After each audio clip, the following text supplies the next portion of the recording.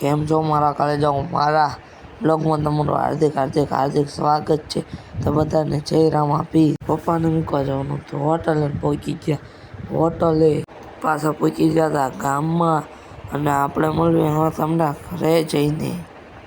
શું કે મિત્રો પહોંચી ગયા હતા ઘરે. મારા મમ્મી બનાવતા હતા રોટલી અને દૂધ. તો આપણે હવે મળીએ તમને જમીને.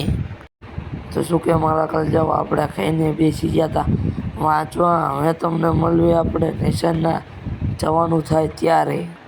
તો શું કે મારા કલેજાઓ, આપણે નીકળી ગયા હતા બાઇક લઈને સ્કૂલે જવા માટે. તો હવે તમને મળીએ આપણે સ્કૂલે જઈને.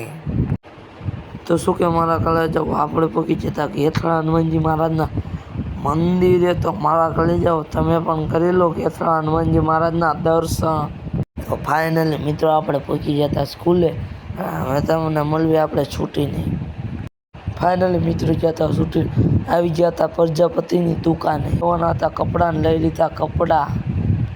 પછી હું, અજીતભાઈ અને ધર્મેન્દ્ર નીકળી ગયા બાઇક લઈને બસ સ્ટેન્ડ તરફ જવા માટે.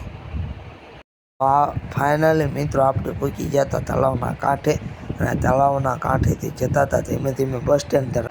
ત્યાં તો મારા કલેજાઓ આપણે પહોંચી ગયા બસ સ્ટેન્ડના ધારે, અને ત્યાંથી જવાનું તો આપણે આપણા ગામ. ફાઇનલી અમે ત્રણે નીકળી ગયા હતા અમારા ગામ તરફ જવા માટે. પાલટે આપણે પહોંચી ગયા હતા ઘરે, ને હવે ઘરે જવાનું તો આપણે કુલદીપ કાકા હારે કેસુડો લેવા. પછી મારા કલેજાઓ કુલદીપ કાકાએ ચડાવી દીધું તળાવની પાળ ઉપર બાઇક. પછી મારા કલેજાઓ આપણે પહોંચી ગયા કેસુડાવાળા ખેતરે. પછી આપણે કેસુડા ઉતારવા માટે લઈ લીધો હતો એક મોટો દંડો. તો પછી પહોંચી ગયા આપણે કેસુડાના ઝાડ પાસે, અને કુલદીપ કાકા ઉતારતા હતા કેસુડો. તો આપણે લઈ લીધો તો કેસુડો, ને હવે જવાનું તો ઘરે. તો પહેલાં આપણે કોકના એડા હોરા.